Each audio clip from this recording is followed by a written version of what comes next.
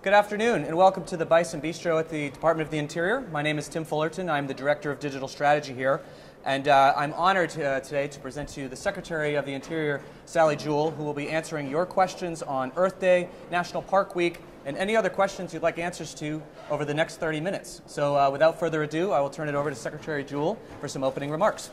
Thanks very much, Tim. Thanks everybody for tuning in. I look forward to many of these in the future, and this is my inaugural one, so I really appreciate you joining in. First, I want to acknowledge that today is Earth Day. Earth Day created by a friend of mine, Dennis Hayes, a fellow Seattleite, who founded this back when I was in high school. So sorry, Dennis, I know you're a little bit older than I am. But Earth Day was a great opportunity for all of us to recognize our place on planet Earth and how we shape the future of this Earth. And I have to tell you that it's a true privilege and honor to be representing now the American people at the Department of Interior with Earth Day as a great platform to think about our impact on this planet.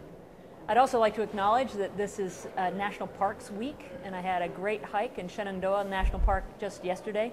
So I invite everyone to get out and enjoy the national parks, particularly this week, and they won't cost you anything if you go from Monday through Friday. So if you can work that into your schedule, please do.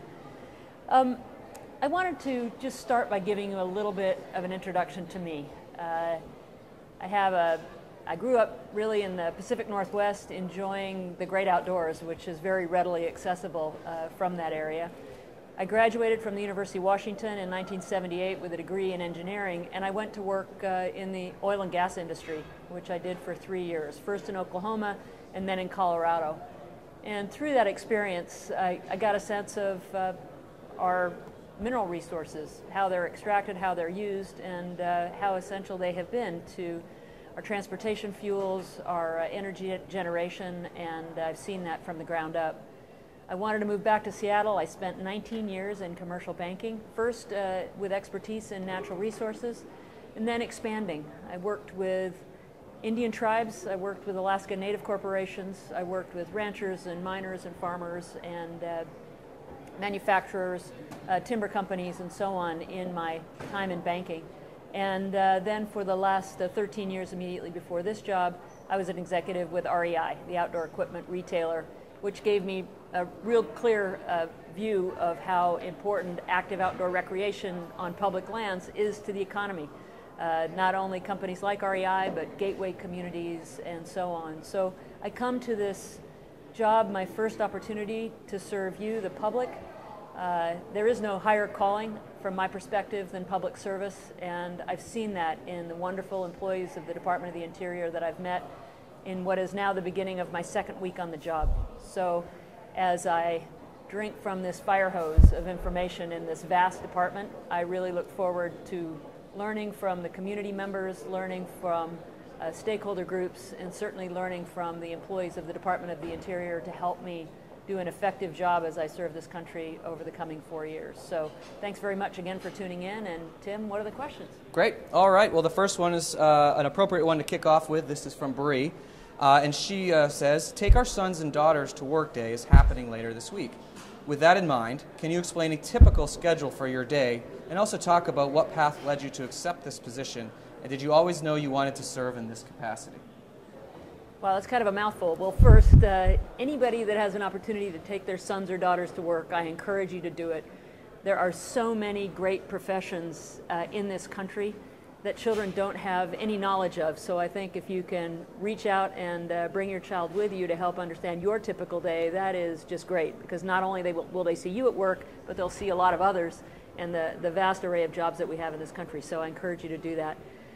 My typical day, well, I'm in my second week on the job, so I'm not sure I can answer that specifically. I will tell you that it's important that I prioritize my time with the things that are important to me, to the President, and to the Department of the Interior. Last week was my first week on the job. My first official outside meeting was with a group of tribal leaders from the Indian tribes that represent over 500 tribes throughout our nation. And that was an enormously valuable opportunity for me to understand the issues that are really critical to tribes as I serve now in a capacity as a critical trust resource, upholding our trust and treaty obligations to tribes.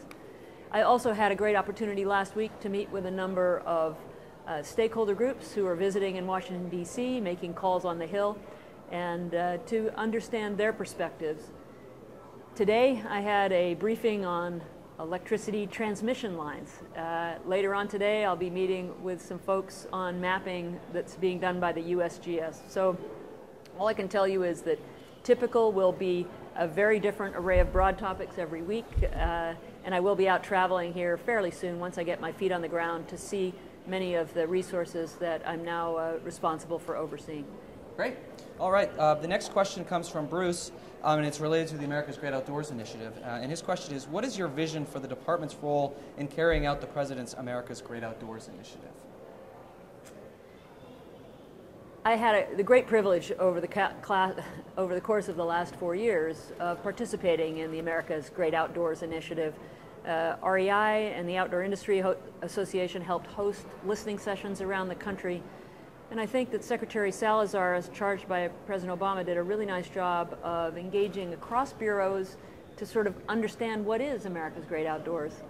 Some of the things that came out of that are recognition of how important the great outdoors are for the economic prosperity of our country overall.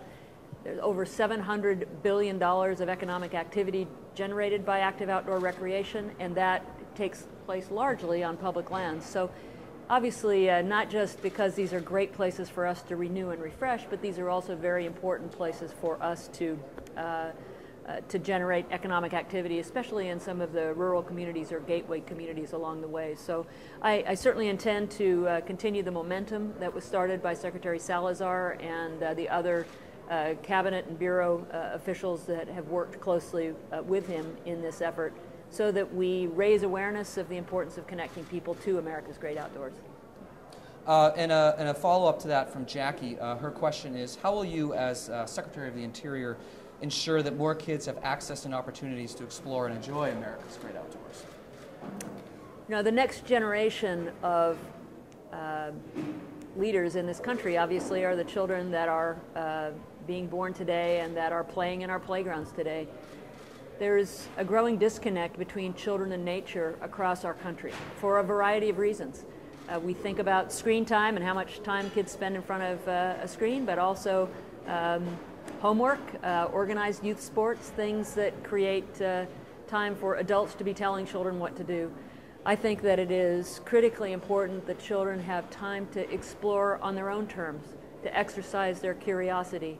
And it's very important in an urbanizing world, and particularly in our country, that kids in urban areas have an opportunity to connect with a park or an open space and explore that to satisfy their own curiosity, to make up their own rules, and not just have an adult telling them what to do all the time. So I think America's Great Outdoors provides a great place to do that, whether it is the great outdoors close to home in an urban area or whether it's the vast lands of the BLM or our national parks. So look forward to finding opportunities to working across agencies and states and local areas to connect more children to nature overall. Great, thank you. And just if you're tuning in right now, you're watching Secretary Jewell answering your questions on Earth Day, National Park Week, and any other questions that you'd like to ask.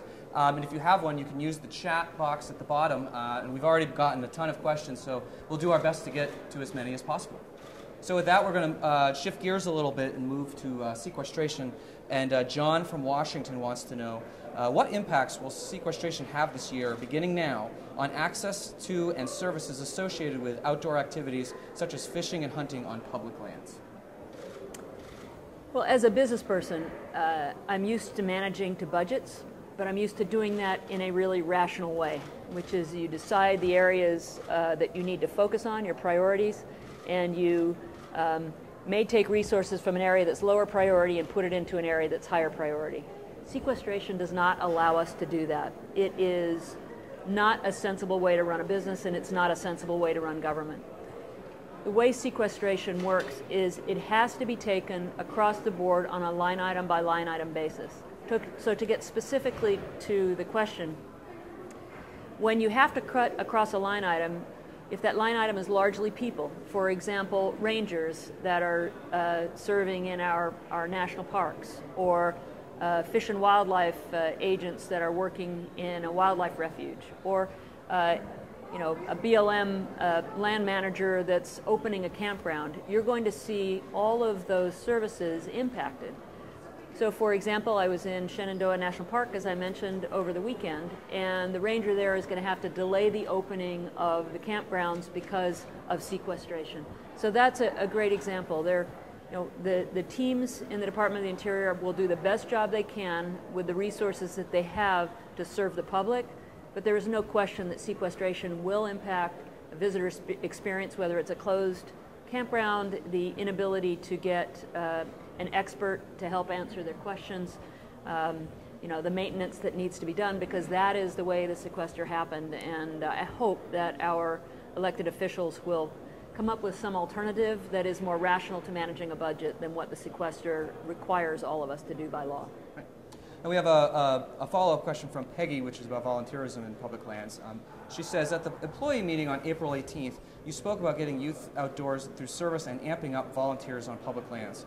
Are you interested in making volunteerism on public lands, including youth volunteerism, in partnership with our corporate and nonprofit partners, one of the focuses of your time as Secretary of the Interior?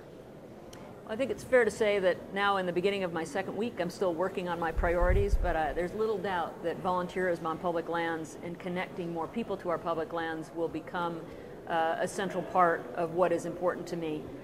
In my work at REI, we did a lot of work with stakeholder partners, core network groups, Student Conservation Association, on many types of public lands, and I saw firsthand, by doing a lot of service projects myself every year, the connection that happens when a person goes out and volunteers.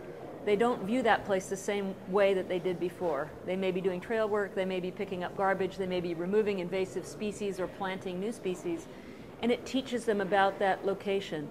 It connects them to a place like nothing ever before, and the more we can do that, the more we can help bridge people to America's great outdoors and our public lands, the more of a service we'll do to them, and the more of a service we'll do to our public lands as well. So we have great opportunities to do that, and I know there have been millions of hours of volunteer service already provided by hundreds of thousands of people in units of the Department of the Interior, and I'll absolutely look to continue that. Great. And I'll just add that if you're looking for information on student volunteer efforts, you can go to youthgo.gov, where we have a list of all of our opportunities that are available at the department, so check that out. We're going to shift gears a little bit here and go to a question related to renewable energy. It's appropriate for Earth Day. And Joan from Virginia would like to know, what do you intend to do to expedite the process of approving offshore wind leases so the U.S. can catch up with Europe and have this abundant clean energy form of clean energy? Well, I appreciate the question. One of the hallmarks, I think, of Secretary Salazar's time as Secretary of the Interior has been to cast a spotlight on the opportunities we have with renewable energy and to try and expedite the process of development. So some of the first offshore wind leases are coming up. You have to, of course, once you get the energy, you have to move it. So his team here has worked on something called SMART from the start, and I look forward to continuing that, which is making sure that we know where the wind potential is, the solar potential, as well as conventional means of energy generation, that we get ahead of the game on transmission to move that energy from wherever it occurs to where the people are that are going to be using it, or where the load is needed. And those are long and complicated processes, so I will certainly continue the momentum that has occurred. I will say that at REI we worked hard on using renewable energy and creating a market for that. So the more that it is available, the more I think you'll see tremendous demand on the part of business that chooses to be sustainable, and we can help be part of that solution. Right. We have a follow-up question to that answer from DB on the chat. And it's, tribes in the Southwest U.S. generally support renewable energy development, but not at the cost of cultural or historic resources. And they want to get your thoughts on that statement. I think it is really, really important that we understand the land that we are overseeing. We have great potential in working with tribes, in working with states and communities and stakeholder groups and businesses to understand the underlying resources that we have, and then where those resources might conflict with the things that are important. So for example, if we're siting a transmission line, we really need to work with tribes to understand, is this going through a culturally significant area, and is there an alternative? So I will absolutely look forward to working with a broad group of stakeholders at every level, and this is a good part of what I talk to senators about during my confirmation hearings, that we need people around the table so we understand those things and they're not coming up at the last minute and surprising us. Great. All right. The next question is from Doris in Colorado. And she asked, people in Longmont, Colorado are really concerned about the fracking process and how it could affect the quality of their lives and the environment. What could be done to make the public more comfortable with the fracking process? You know, I have a little bit of an unusual background in that I started my career as an engineer for Mobil Oil in Oklahoma. So not sure if I'm the first Secretary of the Interior to actually have fracked a well, but there probably aren't too many of us.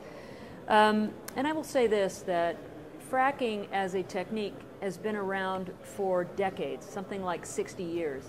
I have performed the procedure myself very safely on wells that I worked in Oklahoma. And yet I know that as technologies have evolved and as new techniques of fracking have been used, there's been a lot of concern about its impact on the environment.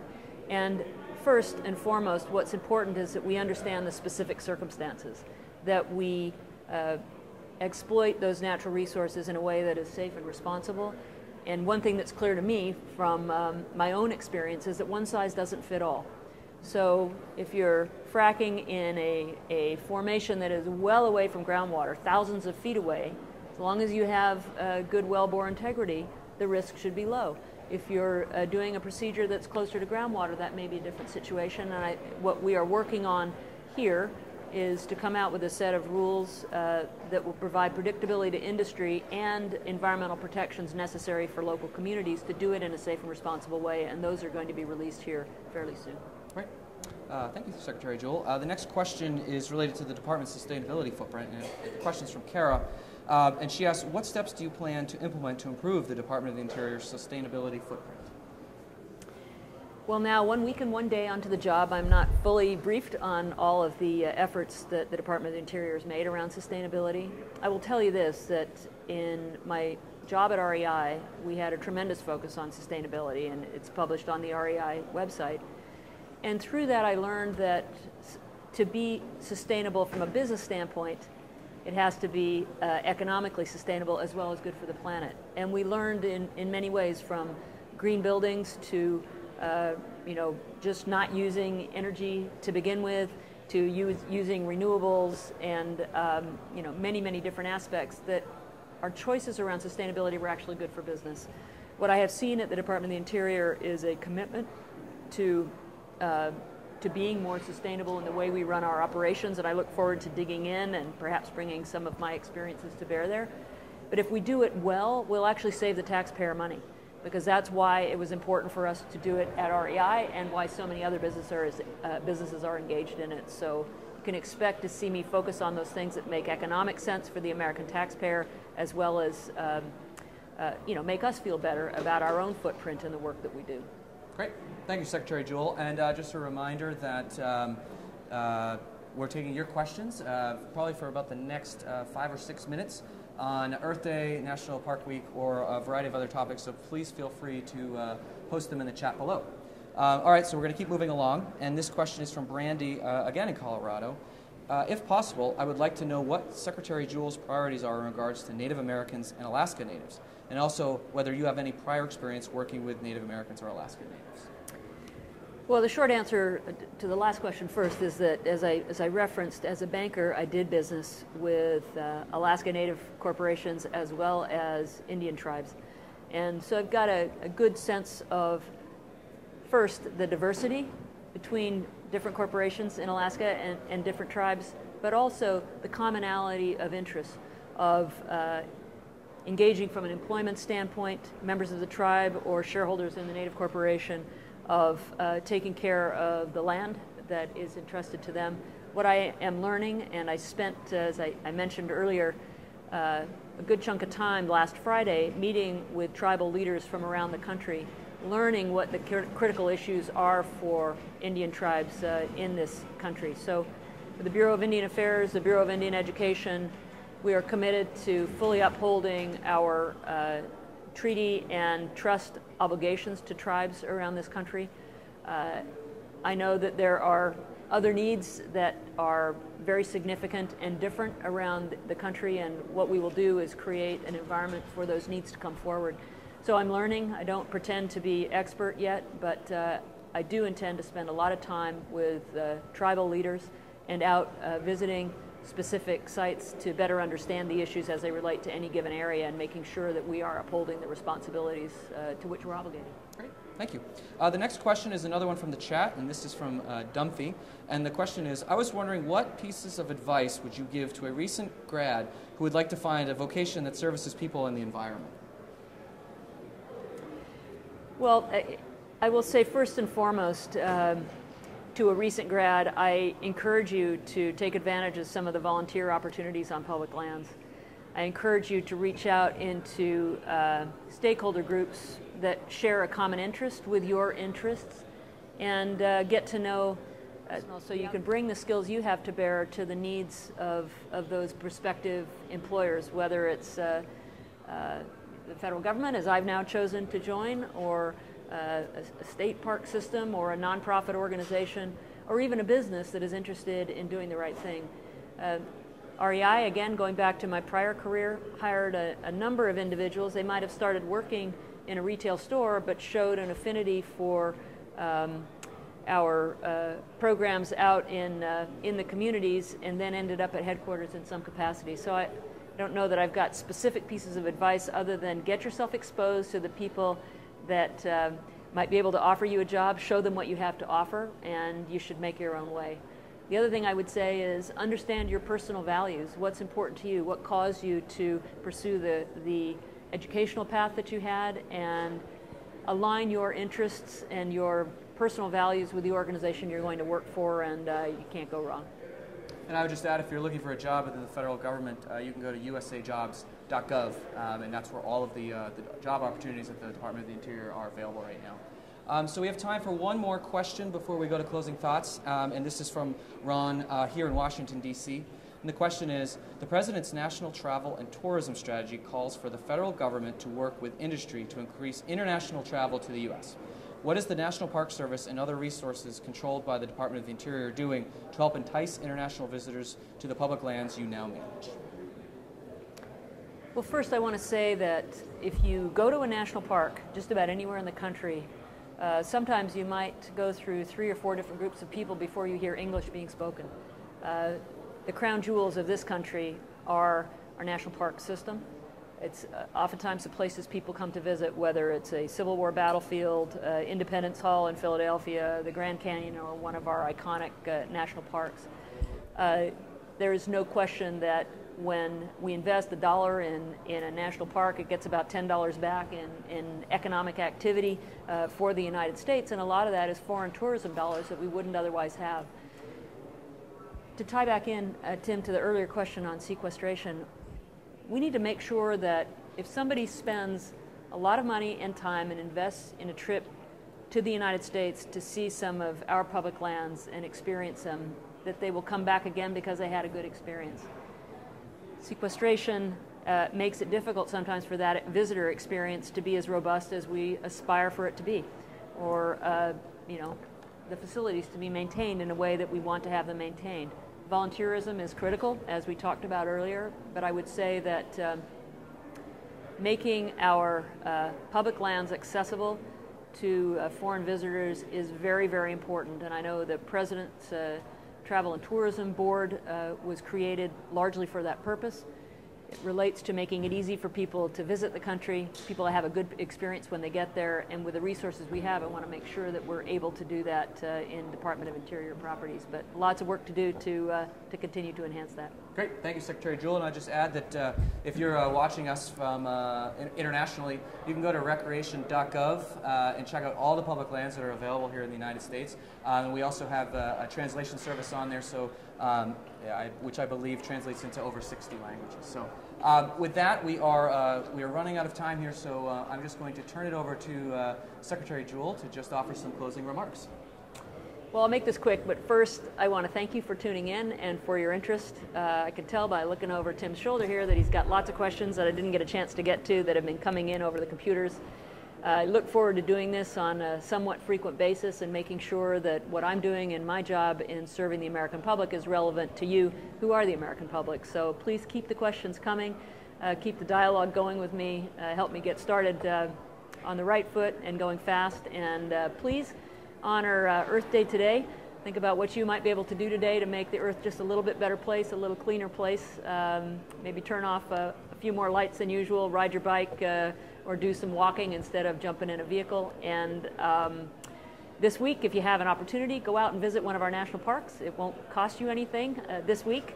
And if you can't do it this week, we hope that you'll go to the vast lands of the Department of the Interior, from the BLM to the Fish and Wildlife Service to the national parks and beyond, to enjoy America's great outdoors. And I hope to see you on the trail. Thank you very much. Thank you.